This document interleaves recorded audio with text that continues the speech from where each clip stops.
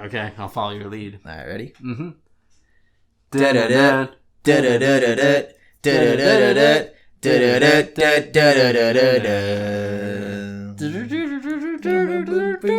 Bing. Welcome, everyone, to a very special episode of Educated Discussions. That's every episode, folks. Oh, that's true. Yeah. But this one's extra special because we're going to be talking about a little show that we've been referencing on almost every single one of our podcasts at some point. And that show, ladies and gentlemen, is called The Office. Oh, I forgot to mention. Hopefully you saw the title when you clicked on it. Yeah. I don't know why I kept them in suspense. They kind of knew what they were getting into. I mean, I blindly click YouTube videos or like leave it playing in the background, and then autoplay happens. For the few that don't know, my name is Felipe, and I'm Elmo. And we're here to have a very educated discussions on one of our most favorite and cherished shows of all time, The Office. That's suspense. All right. Okay. So let's get started on this, all right? I want to just do a brief little... They know what The Office is. Okay. They know. They're educated. Okay. They want to join us for a discussion. Don't even edit this out. All right, so pretty much what I want to bring Elmo. up is... Jesus. Pretty much That's Jesus. Oh my God. It's going to be like this. Little disclaimer. Spoilers abound. Got real loud there. Sorry. This is for someone who has seen the series to its completion. Yeah. Or does not care. Who could appreciate the discussion we're about to have and follow it fondly. Because you should be a fan if you're watching this. But if you're not a fan, like, hey, we're going to hopefully convince you that this is something that's worth spending some time on. Right. By spoiling all the big moments. I mean, there is a psychological aspect to like knowing what's going to happen and you want to see the journey. To that destination. I do have some friends that enjoy spoilers. Now, there we go. Strangely enough. I've seen Stranger Things. Sure have. Okay. So, first little topic of discussion here. When and why did you start watching The Office? All right. Am I first? Yeah, go ahead. There was this other podcast I was listening to that was not Educated Discussions, available on YouTube, Spotify, and Apple Podcasts, and other places where you can find podcasts in general. This was about, I believe, 2005. Oh, boy. There was this one podcast I was listening to. It's called Smart Wrestling Fan. They're still going after all this time. Of course. And something they would always, one of the hosts would always bring up, he's like he would just go on about how great The Office is. Okay. Because when you're watching wrestling, you notice there is not the best writing at times. No. So, what do you know? I've seen. No, you. Woo! Woo! Regardless. I'm having some fun looking up for pictures for this one. Regardless. Right. They were just consistently bringing up The Office. And eventually I was like, all right, I'm going to have to look at this. Okay. And it wasn't until, I think, about 2000, it took about 2 or 3 years of them saying it. Okay. That I was like, all right, I'm going to finally have to get into this. Gotcha. And that's what started my foray into The Office, was incessant praise from a podcast host. Okay. And now we've come full circle with me doing this. Yeah. Okay, well, with me is a little different. Felipe, what is yours? This is a movie that not many people like, but I actually really enjoyed Machete? it. So, no, that's a great movie. No. I wish Machete was the connection here, but continue. Okay. Shortly after watching Get Smart. Okay. So I really enjoyed Steve Carell's performance in that one and the type of humor that it provided, which at the time of my age, it kind of lined up with... That makes sense because there's several pro wrestlers in that movie. There is? Yeah. Oh my God. So it is tied to wrestling. Oh gosh. Wrestling's in everything. We could make the connections, but continue. Okay. Yeah. So I just enjoyed his performance so much that I started watching all of his stuff. I was like, man, this Steve Carell guy, he's going places. So let me start watching. All right, 40-year-old version. Here we go. Dinner for Schmucks. All that stuff. So I started watching all of his. I don't know if Dinner for Schmucks had come out at the time, but regardless, any of the stuff that he's ever been in. Evan Almighty. I did. Yeah, I tried to watch that. I was in the movie theater for that one. Oh, really? Yeah. Oh, boy. Yeah, and then of course after watching Get Smart, I'm like, oh, he's from Bruce Almighty. He was the funny guy, all that stuff. And then of course seeing him in Anchorman and everything. So eventually that took me into The Office, the show, of course. Okay, now did you have any doubts before watching it? There's a reason it took you. What do you mean? But you mean before, like, I had doubts even. There's a reason after minute one. Okay. Because there's a reason it took you so long to start. I mean, you've been hearing all this praise. Why wouldn't you jump in? I mean, I assume you looked up or at least seen clips on like the TV or anything. I would say no. Really? Okay. You have to remember, you learned this recently when I was not aware of a lot of drama about a certain video game. Is that I don't really like.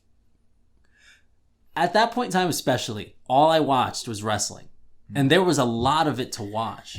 So I actually didn't see more than a second of footage of The Office before I jumped in, because that wasn't showing up during Monday Night Raw. Right. So I actually went in really blind, visual wise. Okay. Gotcha. So, but you seem to have the opposite of that. You maybe had some doubts before watching. Yeah, well, I mean, I heard the synopsis of what the show was. So to me, I thought like the idea of having a show set in a boring office setting, like. I thought that was dumb. We were also at a different place in our lives. You would probably appreciate that more now as a concept than when you were in. But to me, early high school. I watched cartoons. I watched action shows, stuff like Walking Dead. Where's SpongeBob? Yeah, I'm big SpongeBob fan here. At least the first few seasons. It got kind of stupid after the movie, but anyways. So I really, and in addition to like the small scenes I would see on TV, because I would watch like award shows and be like, oh, and up for supporting actors, Rainn Wilson from The Office, and they would show like little clips of it, and to me, it looked dumb to me. I hadn't developed that sense of humor. Rainn's a weather, not a person. Okay, so to me, it just looks strange, like the fluorescent lighting. There was no like big stars in it. No one was particularly like a stunning looking person. Like usually they have pretty people as like their leads, and they were just kind of very plain looking, and that's it. You just started a comment being written up on this comment section. That's just I mean, this was a very long time ago. This show has taught me a lot of things, and one of them is to not judge a show based on its appearance and to give it time. And I feel like you've mentioned that as well on your end when it comes to The Office. Like I feel like it took you some time to really like it. And if you had quit, you would have missed out on some great memories. So back to the second part of this question. Well, I don't know if I even asked it, but how long did it take you before you got hooked? It was actually the second episode. Really? And the problem was that there was such a huge gap. That is Diversity Day for those who don't know. I thought you were going to say, and that is a lie from. But there was just such a large gap in time between episode 1 and 2 because my current wife and I, we watched it, and the whole time, and like I don't like criticizing during, like I like to like let it happen in my brain for a little bit, soak it in, and then and then like, but my wife was just like. And I couldn't help I couldn't help but agree. But she was like, "Why are people like this so much?" Oh, okay. And I was like, "Dang it! Don't say that," because I agree. Yeah. I don't know what people see in this, and it took months before. And that podcast host would bring it up every now and then, and I'm like, "All right, let's go to episode 2." Yeah. And episode 2, just in general, is way more racist. It was very. Yeah, it played on some serious stereotypes, and they called that out as well. So it was self-aware. But they just hit in a direct where I was like, okay, I got what the show is. I'm like, this guy sucks. Yeah, because in the first Michael Scott in the first episode, you're like coming in with Ryan and like, but there's still some sense of like the story has you jumping into the middle of a story. Mm-hmm. Yeah, correct. So I felt very like lost. But then Michael Scott takes up so much more like time, and he's like so much more over the top. I feel like in episode 2 that I was like, okay, not get the show because that sounds like I'm being a snob, but I just got like, okay, there's something here. Okay, because he was so awful. Yeah, he was pretty bad. He was incredibly awful, and I was like, all right, I get where they're going. That's what we should say. Yeah. Yeah, there's definitely a big evolution in a lot of the characters, especially coming from that first season to where they end up towards the end of the series. I mean, some characters are just a completely different character. Maybe it's not fair, because I do feel like it's kind of a cop-out for me to say. That's when I got hooked. Okay. Because, I don't know, I'm thinking, like, I've watched the series so many times at this point. But that is at least the point where I'm like, all right, I'm going to stick to this. Okay, gotcha. So, but to get hooked, I would say probably the end of season 2 was where I'm like, 100% this is... Wow, okay. That they revealed what they revealed at the end of the season 2. I believe that's when the casino night. Mm-hmm. That's where I'm like, wait, they're doing this? Yeah. And that even like that moment specifically, I remember I'm like, all right, maybe that might be a more fair example of I am now hooked. No, yeah. I would say more to, I guess, kind of in between what you said when you're like, oh, there's something here versus me being hooked. The episode I have written down here is basketball. So nothing particularly about it, but you know, there was just some things that happened during that episode, and just more growth was happening. So I was slowly getting accustomed and kind of learning how everyone is, what the drama is between Jim, Pam, and then of course Roy being kind of seen as the opponent, and then Michael Scott still trying his best to win people over and have people praise him, and then, you know, going back to some of the more stereotypical things. Oh, let me get Stanley on the team, and then you see Stanley do what he does. Yeah, so Kevin's the one. It was. I feel like in that first and second episode, they threw it at you real hard. Like, here's what the show's gonna be. But then as like time slowly progressed, they kind of fleshed it out and weren't so in your face with it, and had all those elements in an episode. Like, you know, so I was really doubting the show. I didn't like the first episode. Even 2, although it made me laugh, I was like, yeah, I don't know. And then I watched 3 and I was like, okay. And then once I was in basketball, I was like, okay, I'm good. I got this. And then I started going. All right. So it didn't take me all the way to the end of season 2, but I guess this is a good transition to what what the title of this podcast would be. What was the moment that made you realize that The Office was special? Like, actually special. There's moments that I'm sure you're like, oh, this is like you mentioned, like, this got something here, but this, when you experience this, like, this is different. What do you have anything like that? I'd like you to go first, because I feel like mine might transition to something else. Okay, gotcha. All right, so to me, this was during season 2, episode 9. Okay. And what this episode is way more specific than mine. No. But continue. No, just because I wanted to have. What is this episode? To seem educated. This was, I forgot. I think it was called email surveillance. I'll explain it. So season 2, episode 9, when Michael invited himself to Jim's party. So he had the IT guy, and he saw that there was an email sent out to everyone but Michael, pretty much. You know, and then so at this point, you know, still early on into the series, season 2, you know, Michael clearly wasn't liked or wanted. And obviously he didn't get that invite, but he goes anyways once, you know, he had the IT guy look at all the emails, and he was looking into that. So yeah, he still goes, and he slowly ruins like the party and everyone's time. Like, everyone's having a good time away from work, away from this boss that they hate. Like, everyone hates him. Like, it's clear, right? And at the time when he starts singing a duet, right? Because it's karaoke, it's at a party. He chooses a duet as something to do, so he can have someone interact with him, because no one wants anything to do with him. And he starts singing, and he hopes someone would jump in, but no one does. And then he just begins singing the partner's verse of the duet. Yeah. Right?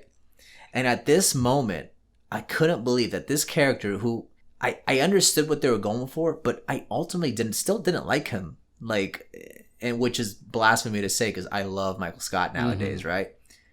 But for them to make me feel so much sympathy, I'm like, oh man, this guy's really trying here. Like, he has a terrible way of going about it, but he's just looking for acceptance and everything. And then not only that, because that's like, oh, that's just Steve Carell's performance, right? But then you see Jim look at him, and you see the transition from like hating him to being like, crap, this is exactly what I was feeling. Like, this guy's really trying here. I don't want to, I'm going to be the bigger man here and like help out. And then, he feels that sympathy. And, although he hates the fact that he's there, he joins in and makes him, to make him feel better and makes the most of that situation. So for a moment like that to hit me as hard, I was like, like slight, like misty eyes. I was like, oh man, this is good. Mm-hmm. This is really good, and that's the moment I realized, I'm like, if they can do this with the character I don't like, and not only with me as the audience, but another person who clearly doesn't like him either, I don't know. It was special to me. What you got? Mine is actually, I looked up this exact one. It's 2 episodes before then. Oh, okay.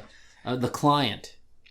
This is when they go to Chili's and they're trying to get the Lackawanna County account. When he was with Jan? He goes with Jan to speak to the... Oh, I love that. Yeah.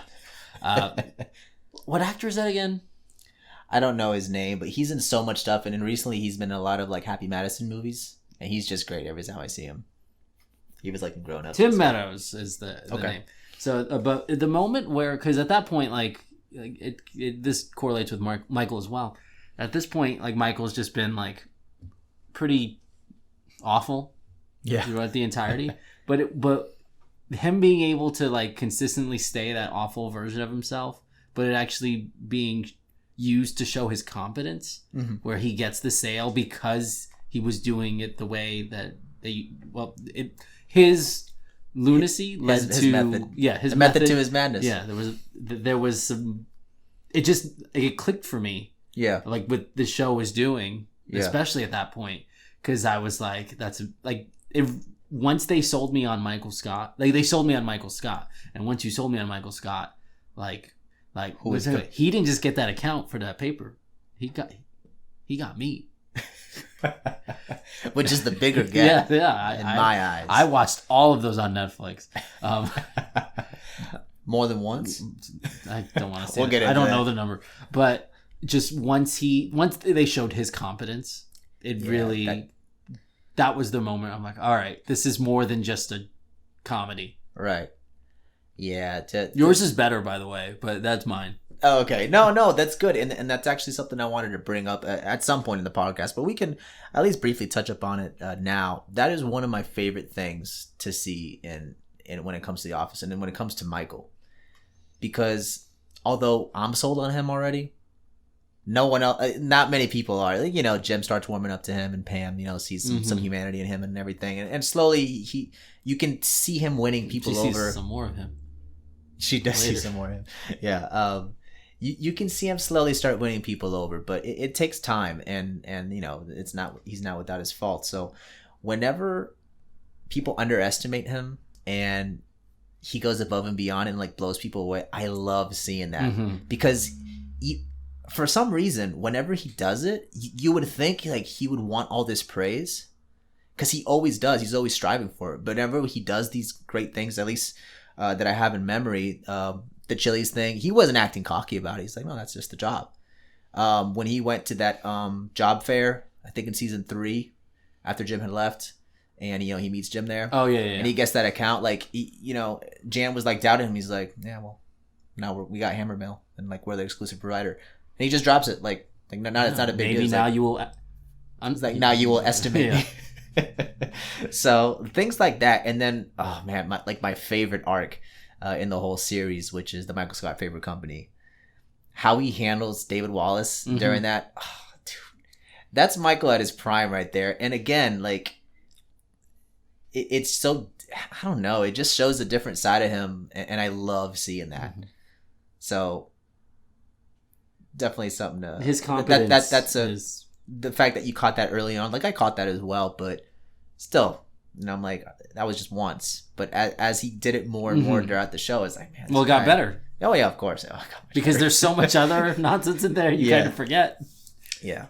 Now, another one of the aspects that makes the show unique, and which is a weird term because other shows do this too, but I feel like The Office really nails it perfectly, and it's in its own class.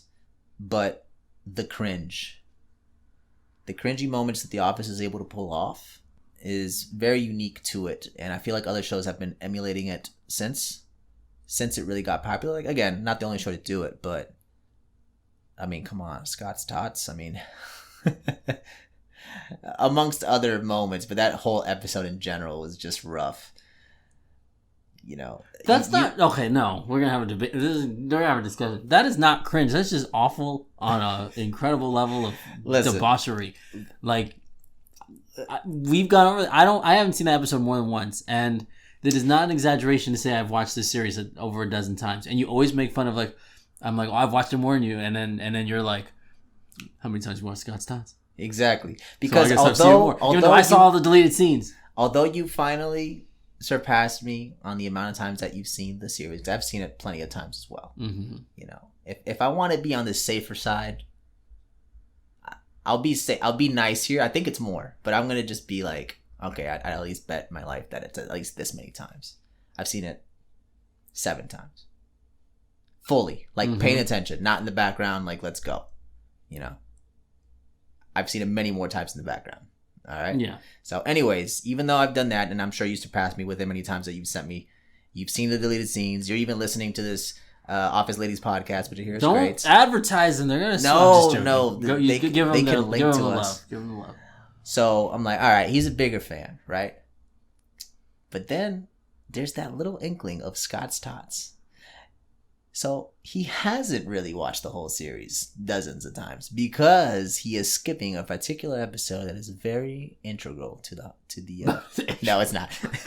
But ultimately it is a true testament of, like, even the biggest fans hate this episode. And I'm the biggest fan. They feel it. They feel it.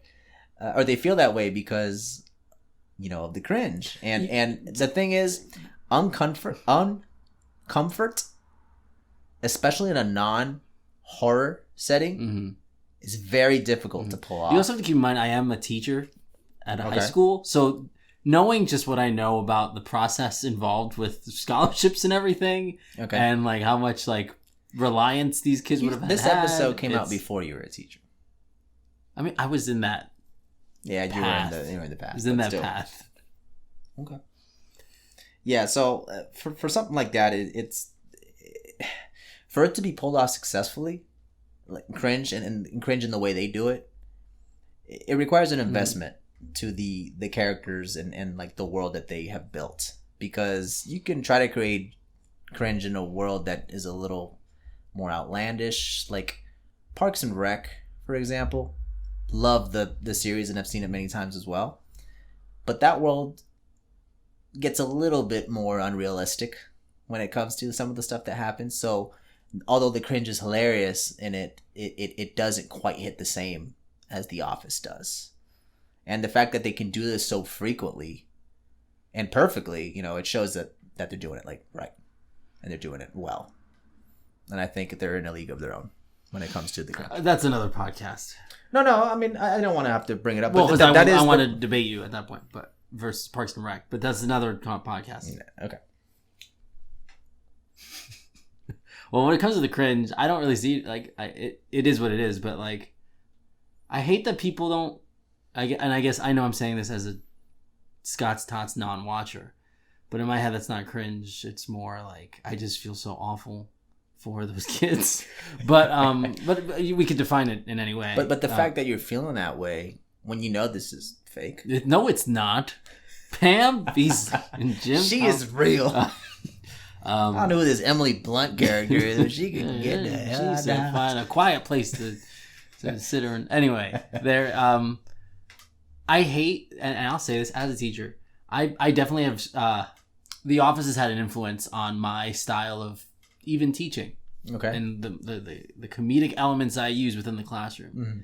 And some people just don't like the cringe, and I just don't understand why. Like, because to me it's not, but it is, you know, I understand. So you're that's saying, the definition. hold on, before you continue, you're saying Scott's Tots isn't cringe? No, you just said it's awful. I'm saying, well, that's like a legitimately awful situation. I think that's cringe at its worst. That's regardless of the definition. All right. If that's the definition we're using for cringe. I hate that people don't appreciate some good cringe. Like, come on. Just like, your life is not that serious. Yeah. Just And if it is, I get it. But I know that is against what I was saying. But it always frustrates me when, like, let's be honest. I pretty much stole the, the prison mic bit for in its own way in my classroom. Yes, you have. And the ones who don't get it, it gets me so frustrated because I'm like, this is such gold. And occasionally I'll have like some of my students will be like they'll go along with it, and I'm like, thank you, you get it. But it's so few of them, and it's so frustrating. Well, like I mentioned earlier, the level of humor that The Office requires, it wasn't something I had developed yet. Like it is now up there with like my favorite type of humor, and now I get that. It influenced us a ton. Yeah, exactly. You are far more sarcastic post Office than pre. Yeah, that's true. I love it. But again, to get back on your topic, when it comes to the cringe, like that's just good to me. Okay. Like, well, good. I'm glad because I always know how much you hate that episode. I'm like, always going to say about the cringe. So, okay, I'm glad that you enjoy it as well. Yeah. Because seeing Michael propose and not going so well during the Wally. Okay, you know, never mind. That is hard to watch even now. Right. Yeah. So just little things like that. I mean, there's more moments. The show is riddled with them, but. Yeah, man, that stuff is like, but it's hilarious, but at the same time you feel bad, and that's just, due to all the great writing and the characters that they've built. So I'm happy that they're able to achieve that. So there was I brought to you the idea of this podcast, and I told you to come up with some discussion points as well. You had one that was kind of interesting that, although we've mentioned in the past ourselves outside of the cast, we never fully discussed. So let's get to it. What's your topic? So the Lizard King, right? Just joking. I have this title in my notes as the Jim's Shades of Grey. Ooh, that sounds steamy. The steam is like grayish. But in terms of the character of Jim Halpert, he's pretty much an audience surrogate. He's the one reacting to the camera the most. Yeah, he's reacting to the chaos that's happening the most of everybody. Yeah, so he's connecting with us. Yeah. And he is, in my opinion, an incredibly flawed character. Okay. Which... Blasphemy. I think you watch it upon the first viewing, you don't catch. But go on a repeat viewing, she'll be like, Jim, you suck here. and this is when it's definitely going to have to get into spoiler territory. Of course. His whole relationship with Karen Filippelli. Filippelli. That... She really got screwed over. Like, you have to think about the life changes she had to make. She's like, all right, I'm going to move to another city in another state, right? Yeah. For this guy, I'm going to, start looking for homes. I'm pretty sure she ended up finding a place near. Yeah, that was staying there. She wasn't just staying in a hotel anymore. Yeah. Which there's some wasn't a house though. There were some very interesting deleted scenes that didn't make it when it comes to Karen. I would love to have you sit through at some point, but because it really goes even further in that direction. All right. But she like changed her entire life for this guy, and he was in love with another girl the whole time.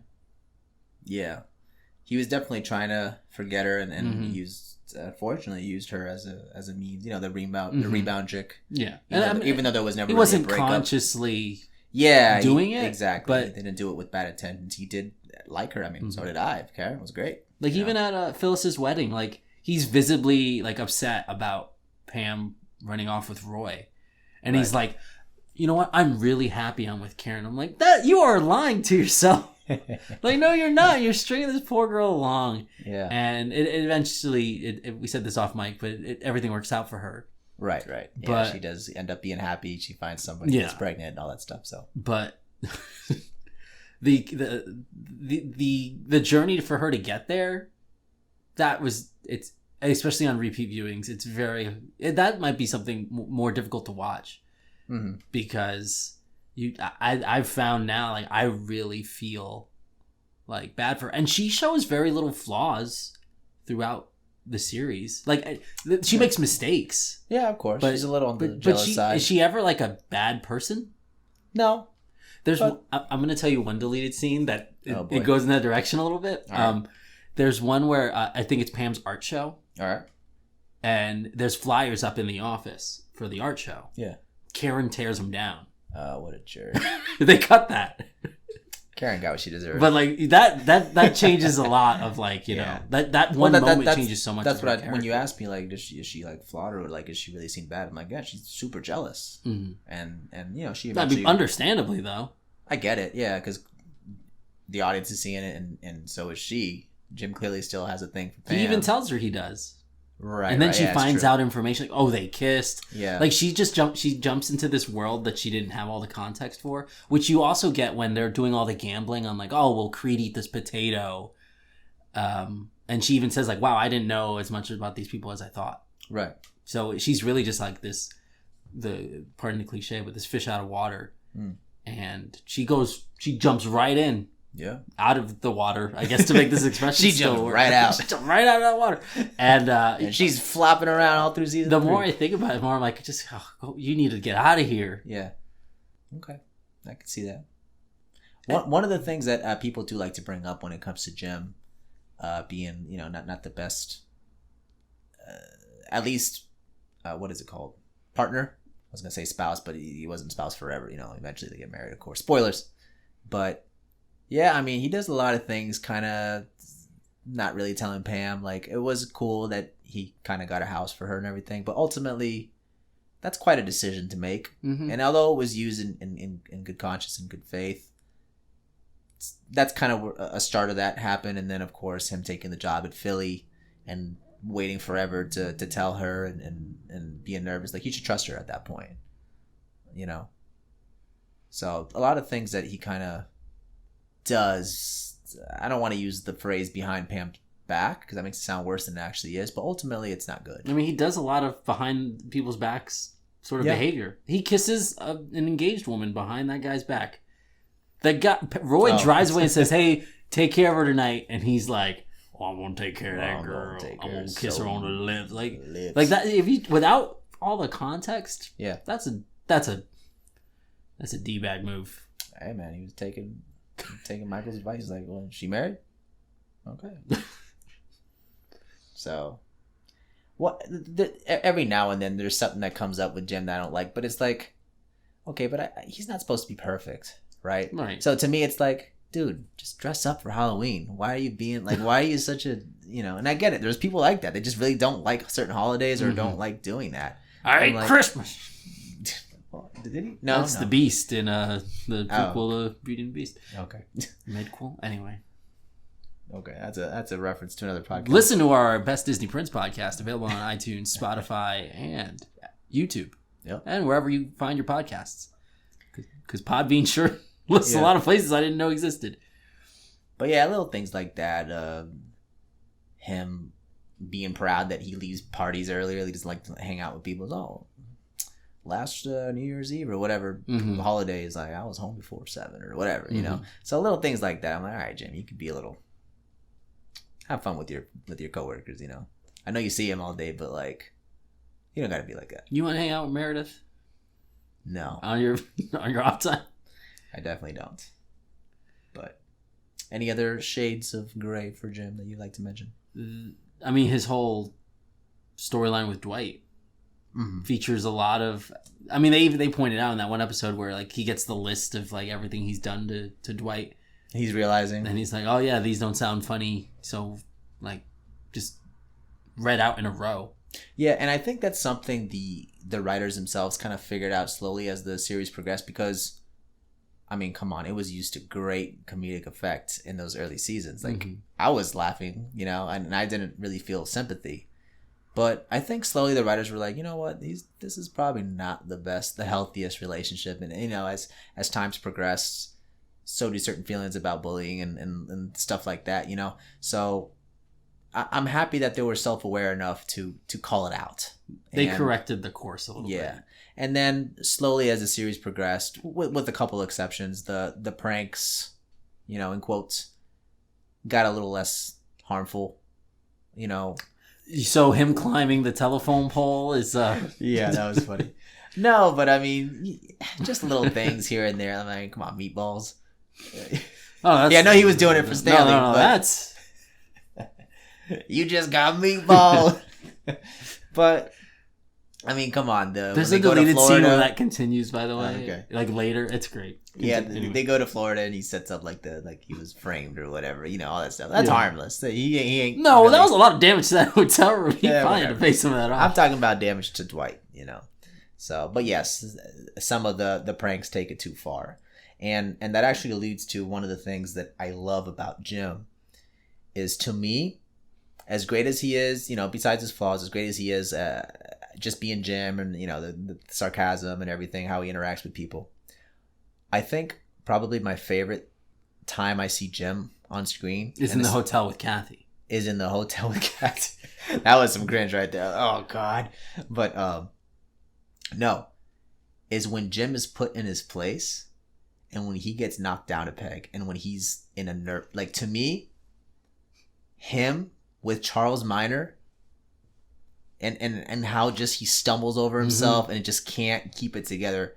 I love Nervous Jim. That is my favorite version of Jim. You know, it's up there.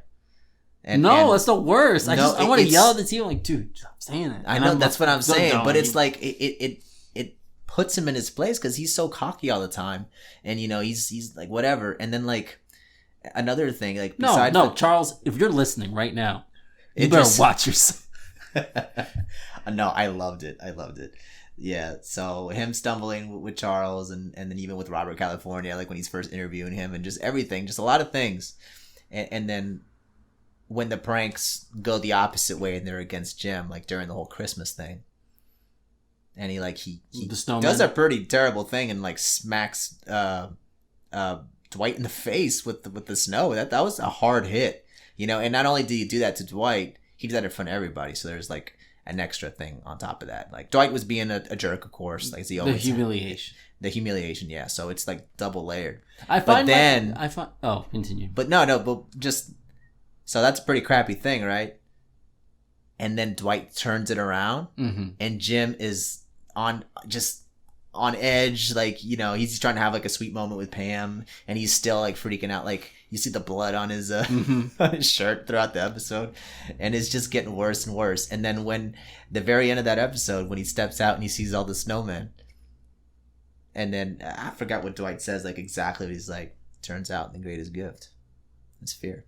Merry Christmas, everyone. Yeah. And he's just smacking the thing. I love seeing Jim put in uncomfortable positions. Sorry, go ahead. What were you saying? No, you ended up bringing it up. Oh, okay. Sorry. Yeah, no, that's just, and that's probably due to just John Krasinski's acting.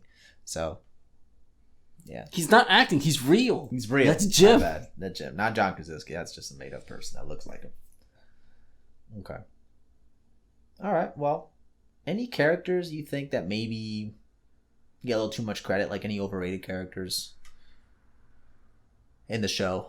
We've mostly been discussing Dwight, Jim, Michael, a little bit of Pam, a little bit of Karen, but we haven't really talked about all the supporting cast. You know, there's Phyllis, Stanley, Kevin, Andy, Angela. I guess I can go in this direction. The senator. I'm joking.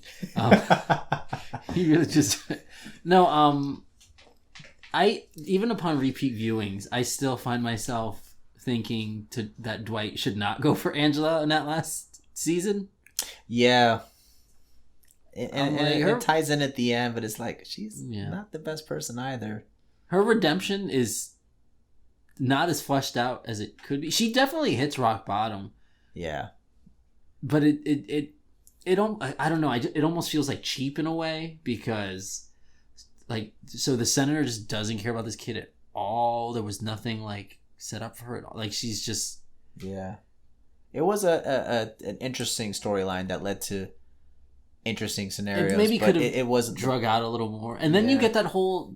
I still like don't always understand that scene where like she's chasing him. There's like the car chase, and he gets the diaper tested. Yeah, and the kid's not his.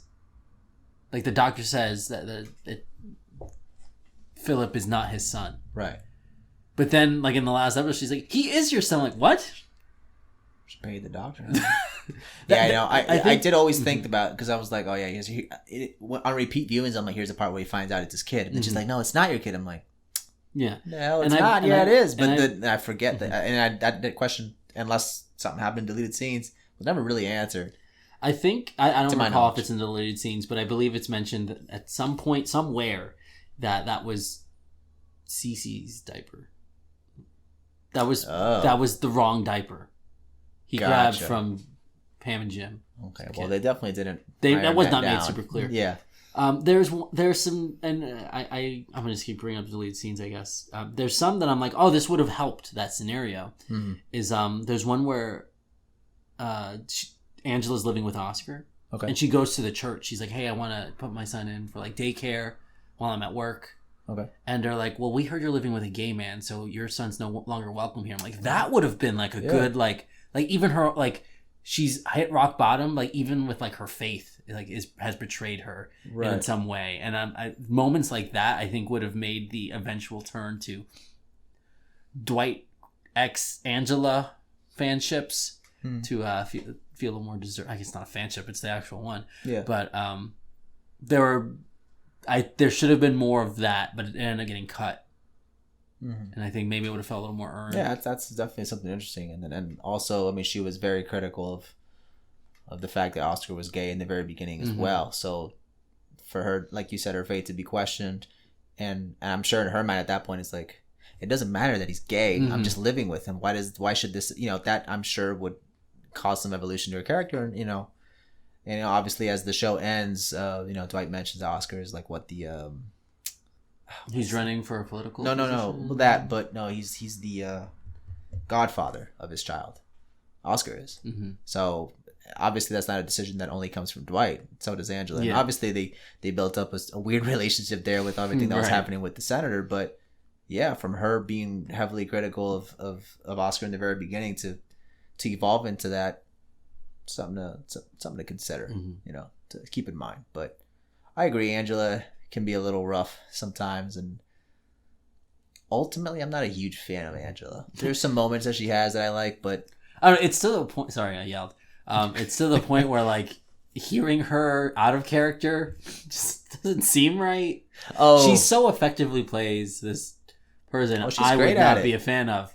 That hearing her be like an actual person that is like kind and caring and just a good lady. Mm-hmm. It always it almost seems disingenuous to me, which I feel bad for, but she just played the character so well. Right. And the character's name is Angela, that's her name, so maybe that's part of it as well. It's just a character that I wish a little more work was put into, though. Okay. Is that is your selection for the most? Yeah. Oh, okay. Mine's a little controversial. God, I've been screwing up that word recently. Controversial. Is that right? No. Is there an R-O in there? Controversial. Oh, there you go. I said it. Anyways, because a lot of people like this character, and so do I. That's the weird part of me choosing it. Like, it doesn't make sense, but it's like, even though I still like this character, I still think he's overrated, and that would be Creed.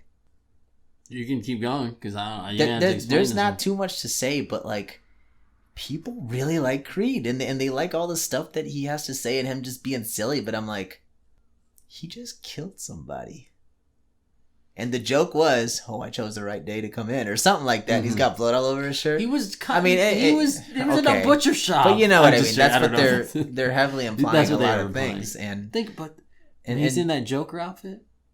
Oh, he was great. He was too good at that. When he's in the girls' bathroom, going number 2. Yeah, he pays for that privilege. I think people like it because to a lot of them, he's not overexposed. Yeah, so you get a smidge of him here and there, and it's hilarious because he does something outlandish. Yeah. But some of those things are a little questionable, and some of them are funny. But ultimately, he's not a good person. He got a lady fired from her job. That's exactly what I was going to say. And not only did he get fired, he made people sign a card, donate money, and he took the money and he threw away the card. Yeah. So it's like it's funny, but it's like, yeah, in the world that they built, and of course the show goes through some pretty crazy places, very unrealistic, but he is acting this way sometimes during a pretty grounded episode, and it just seems a little off to me. And I love Creed, but I think there's reason to not show that much praise for him. Like, he's a little ridiculous sometimes, in good ways and bad. I'll leave it at that. Mm-hmm. Now, what about maybe a little underrated character? Like, who do you think doesn't get enough love? I feel like they all get a fair amount, but if I'm going to answer with my heart, there's not enough Stanley eye roll gifts being sent or memes. That's good. Like, yeah. Even the whole meatball, like when you mentioned, like, I'm thinking about it now, and I'm like, I can't help but do a little smile, because he's also used sparingly enough that he very rarely is there a Stanley episode. True. So but there was that one I hate it because he's so mean. I'm like, and then Michael fires it anyway. But did I stutter? Yeah, but just there's so many times where, like, on repeat viewings now, I'm paying attention to the background, and his face consistently is perfect. And I'm like, how does one person get this ability to look so amazing in every shot? And then you get the moment where I think his name is Martin. Okay. Like there's finally another black person in the office, yes. And he gives him like the little chest bump or something, and Stanley just looks at him, like, rolls his eyes. I'm like, the best reaction. I'm like, okay. Yeah, honestly, that's probably a better answer than what I have. Physical comedy, we'll call it. Yeah, well, just expression comedy as well. And to be fair, like, he does keep his character doesn't evolve too much, like in the good way. Like, he stays true to the character that they started him out as. He gets worse. He doesn't ever really improve. You find out he's this cheater. And then there's Florida Stanley, which is a little drinking crux. and driving. No, sure, yeah. So yeah, he's not the best person, but hey, no one is, you know. So the character I have is actually one that I mentioned earlier that you did not like, and that was Charles Miner. I don't think people give him the credit enough. Oh no, that is wonderfully done. Like, he was just so good at being this imposing character who clearly wasn't okay. He's a pretty crappy person at gym during that that volleyball game, and I hated him for it. But he used that because I love Idris Elba in anything that he's in. I just love seeing him act, and the fact in Zootopia, yes, and Finding Nemo too. Or I'm sorry, Finding Dory. My bad. Okay. He's one of the seals, I think. Oh. Or walrus. No, seal. Sea lion. He's some sort of aquatic animal. He is is it aquatic? It's a mammal. He's whatever. He's in that movie. Anyways, and the fact that they make me just, like, hate this guy, but, like, love him at the same time is very rare. And a lot of people just, again, he's part of one of my favorite arcs, and what he's able to do with the characters. Like I said, I love Jim being uncomfortable. He does that. I love when Michael gets challenged and gets put to the test. It makes him do that, you know? And he's just such an imposing figure, and the fact that he was able to accomplish that and while still being someone I still love watching him act. Like, come on. I'm aware of the effect I have on women. Like, come on, man. I've quoted him at work. Okay. And it's never, I don't know why I do it, because it just makes you seem awful. But I'm like, oh, is it nice to get some rest from all your rest? Yeah, like, I've exactly. said that to people at work. and you know, students can be, you know, not always detect sarcasm from me. Yeah. So I'm like, dang it, I shouldn't have said that. But it was so funny. Yeah. What I said was so funny. Well, look who woke up. I've done that. I've been up for a while. Like, a kid was sleeping. And I would wake him up and be like, oh, yeah. Is it nice to get a rest from all your rest? That's good. Okay. It's good, right? Yeah, but, it's good. But that kind of makes you a jerk to say sometimes. It came from him being a jerk in that moment. So, I mean, you're using it. But whatever. Kids got a lot of problems. Kids got to learn how to take comedy. All right.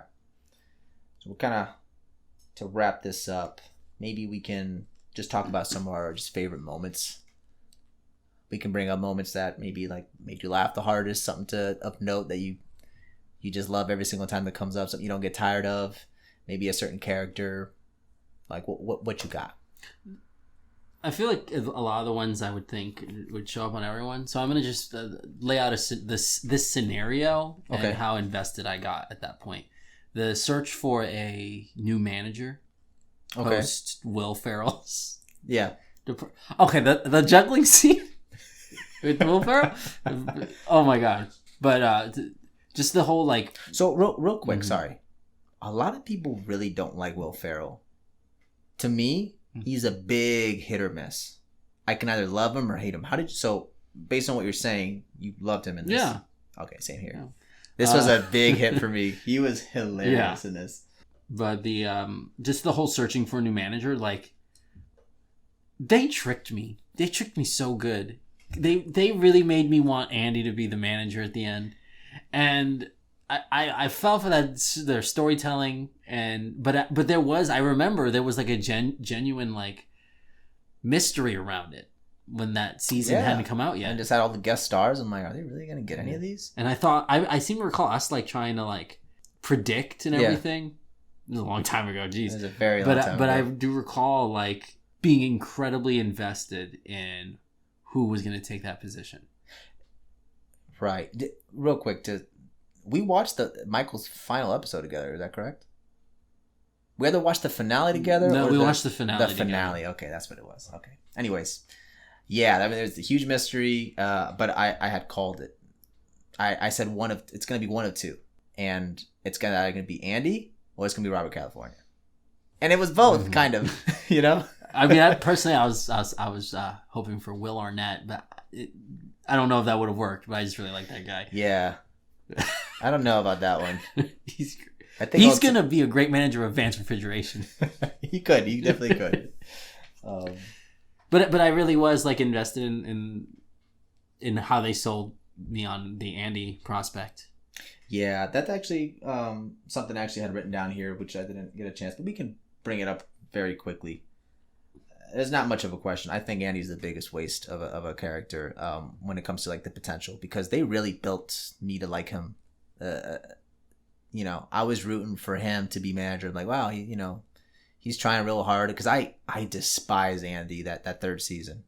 Mm-hmm. And then they made me like him, and he was really pleasant and fun. I got his humor, and he was annoying, but I got it. And then like, yeah, man, I want you to be manager. Like, let's do it. And then he becomes manager, and then they just drop the ball. And I'm rooting for him and Aaron. Like, they're really teasing this thing, and I'm like, yeah, let's do it. Come on, Aaron. You know, it was annoying, especially because I never felt super comfortable with the whole Aaron Andy relationship. Just due to the age gap. First, because it was I was gonna bring that up last, but okay. First, like, it was like a salesman and a receptionist. I'm like, we've done this, right? I mean, okay.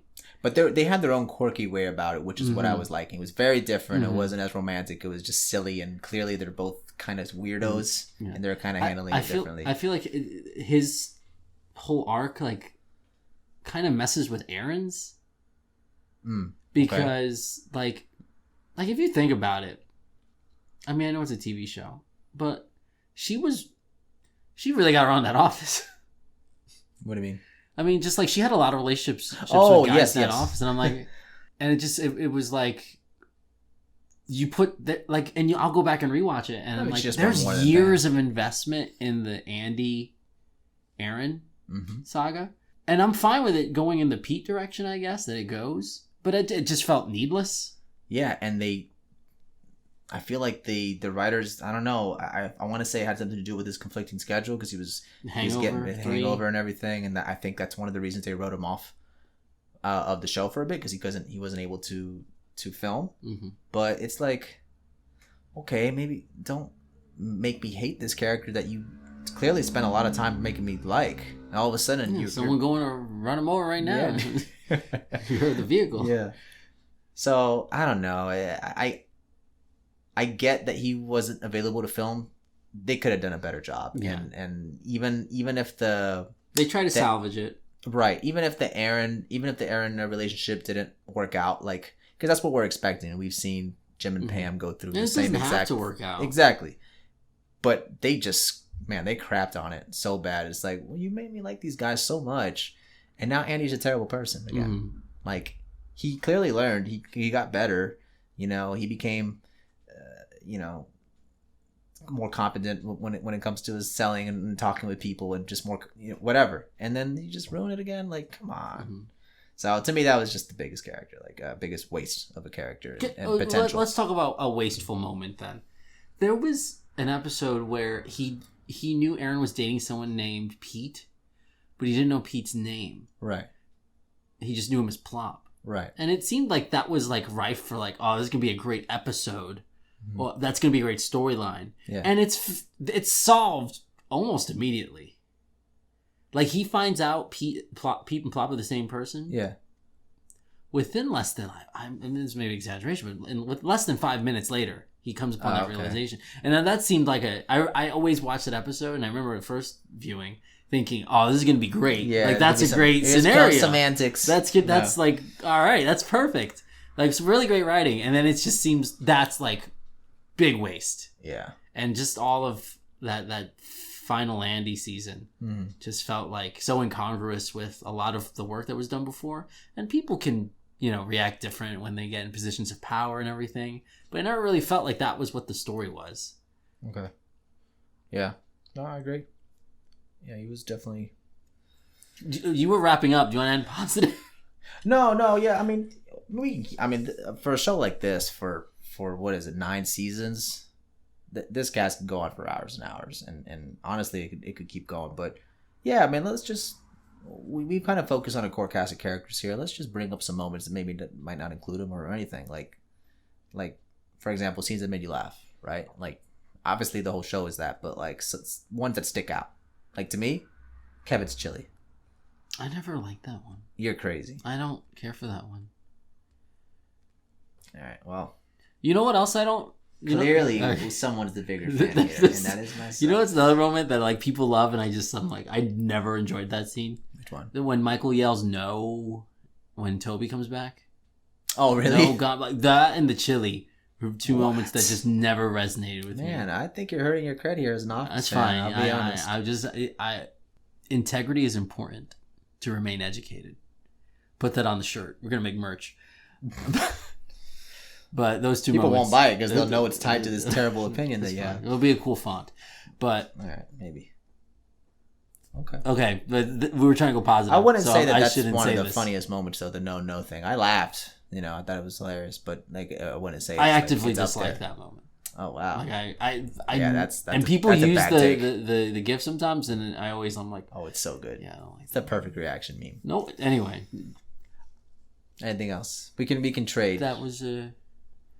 That's a fine moment to bring up. Okay. Apparently not, but okay. What you got? All right. As a big fan of like the time I was watching it of Chili's, just every time they go there, it just felt like that added a lot to the realism, I think, of the world. Mm-hmm. I think that helped a lot, but just like I was always just like, I go to Chili's. And just everything about like those scenes, it just felt like I was always hoping they would return to Chili's because every time they're there, there's just gold. Yeah, well, I mean that was one of the special moments of having the final Dundies, at least with Michael. Well, I guess the final Dundies in general. No, it's not at Chili's. Was that not Chili's? No, it was like a very nice restaurant. No, that was Chili's.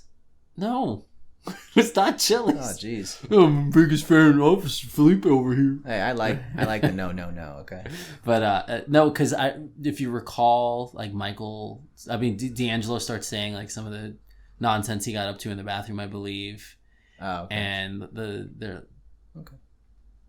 not a fan. All right. Those tables are way too nice to be at Chili's. I'm just telling you that right now. I don't remember. Apparently. But anyways, they used that location to great effect. Yeah, they didn't have too many like I want to say product placement because I think ultimately that's what it was. Oh, there's a lot, and you just don't notice it sometimes. Right, but they didn't really go to that. They bring up Dell a little bit more often than they probably need to. Sure, but they don't go to it. I mean, it never got me. The singer? Oh my god. Anyways, okay. Another Kevin moment that I have is Kevin's turtle. No, that's. Why do you bring up these awful ones? Yo, that was no. That next you're gonna bring. It breaks my heart every time I see like a turtle like trying to cross the street. I'm like, oh god, don't get run over. And I have seen some run over at times, or ones that have been and are slowly like unfortunately like dying, and I hate it. But the fact that partnered with Kevin's acting, it was like one of those like cringe, like, oh no, like why are you so stupid? I don't know. It's just him trying to me what sold it. Him trying to put the shell back together and then just it's sinking directly into the bottom. Next you're gonna bring up. Oh, one of my favorite moments is when before Michael's got paper company, he's looking for a job and he calls Prince Paper and it's like, oh, we're out of business. No, that was sad, especially his reaction to it. But no, this, I don't know, something about the turtle scene really, really got me, and keep in mind, my wife also has a big affinity for them and just hates the thought of them being killed. And she doesn't like to admit it, but she was cracking up during that scene as well. So, something to stew on, I guess. What you got? He's awful, but like Todd Packer with Michael. And there's a part where I believe like Michael pretends to like have a heart attack or something, and Dwight, and Todd Packer's like, he's like looking around like, oh, kick the man, like, but Dwight, you can see like they do a quick shot on him, he looks like so concerned, yeah, he's like what's going on? Like he's like so worried about Michael that he might be actually hurt, and it's such a quick like camera shot, but it's moments like just that, little character development that just like it hits home, like these are real people. This isn't a show, this is real life. Oh man, no, I got just a quick moment, but Dwight kicking Pam's friend during the dance at the wedding. Oh, okay, wasn't that just cousin? Anyway, yeah, continue. Cousin or friend, whatever. That just the that dentist. Little moment. Yes. Which is another layer of hilarity too, because she might need one after that kick. But yeah, irony. Yeah, there you go. So it's a good show, very special. Yeah. Before we end the cast, this kind of goes to one of the underrated characters. I think she's about rated as she's properly rated, but to me, I think she needs more credit, and that's Erin. And one of my favorite moments, or a couple of my favorite moments, is as you slowly start learning her story. Mm-hmm. You know, you realize she's adopted. She, has been living in a foster home almost all her life. And she's looking for a father figure, and she finds that in Michael. Mm-hmm. And just the whole scene of... Because even when Erin gets first introduced to the franchise, she's the new receptionist. She's replacing Pam. Michael doesn't like her, and he says it. He's like, oh, she's kind of weird. She got weird hair or something like that. I forgot what he says. Her hair is her room, after all. Yeah. That was a hard to watch moment. Being a big Erin fan, her doing that in the restaurant. I'll have what she's having. To me, that was a very sweet moment that happened once Michael finally realizes that she's looking for him as, accepting of everything. She's like, hey, it's a cool...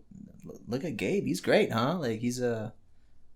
look at how great his apartment is. He's so well traveled. Like she's really trying to sell, her idea of Gabe to Michael, and he ain't having it because Gabe sucks. That moment worked with me because, I didn't notice what they were doing at the time, so I kind of realized it along with Michael.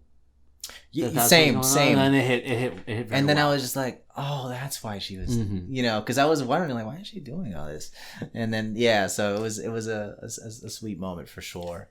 And even before then, what makes Michael slowly warm up to her was at the end of that Scott's Tots episode, the words of, that she uses to make Michael feel a little bit better. She's like, well, there's scholarships, and like, you didn't ruin these kids' life entirely. Like, turns out these kids, because of the promise, this terrible promise you made them, they tried extra hard to make sure that they pass, and these kids have a higher percentage of graduating than people that weren't, promised this not acceptable promise. But she's like, and all that stuff. She's like, that's something to think about, I think. And then you can kind of like see him turn and like feel better, and ask her about her plans, which weren't at all what was I gonna say, acted on. I was hoping that they will eventually have her end up being an accountant, because she did mention that. She's like, and in that scene, he's like, what did you want from this company? He's like, oh, I kind of see myself being an accountant, but I'm terrible at math, or they had a little laugh or whatever. And I was like, I wanted to her at least to attempt it, Just somebody's only have seen her episode fail, once, and then I don't. This is like slightly new information for me. Right. I don't recall. Yeah, exactly. Some fan. Anyways, and then have just like a quick scene of her trying to learn accounting from Kevin. That would have been some hilarity to ensue from that. But that was just a little quick aside. I wanted to make sure I wanted to put out there. I really like Erin, and those were some of my favorite moments with her. And the last final goofy moment that made me laugh really, really hard to finish off was when Andy was trying to find the leads. Do you remember this? Oh yeah, it's hot and cold. Yes, and it's just perfect and acting from Andy at that point, and then just Erin being so oblivious to what is happening. Just a good moment overall. She's so great that I always recommend Unbreakable Kimmy Schmidt. So great show. Okay, well, it's been a little over an hour here. We talked a lot about this show. This is about 3 episodes worth of The Office here. So, any final closing statements you'd like to say about this special show? If you're someone who hasn't watched it and have made it this far, you're in for a treat, because we didn't spoil as much as we could have. So yeah, there were some things I had planned to say. I'm like, just in the off chance that some people hasn't seen it, I hope I didn't spoil it too much, and you'll still have enjoyment, even if this is a great show. You guys are gonna have a great time watching it. If you're a fan, like we are, hopefully that's the reason you clicked. Drop in the comments below. What was your favorite moment? Who was a character you like? Who was a character you don't? Anything. Let's create more discussions here in the comments, because that's one of my favorite things. And if you're talking about The Office, I'm gonna be there to respond. And hopefully -F. And hopefully you agree with me that when Kevin's feet are in the tissue boxes, you can mention, that was a great moment. But spell feet F-E-A-T, so I know that you're thinking of this moment right now. You're bringing it back to that, huh? This is episode 1 to get those. Only the most. I thought we were past this. Anyways, thank you for joining us, everybody, as we reminisce on our favorite show, or one of our favorite shows, I assume. I have one request for you guys. Keep it educated. Waiting for the fart. Oh.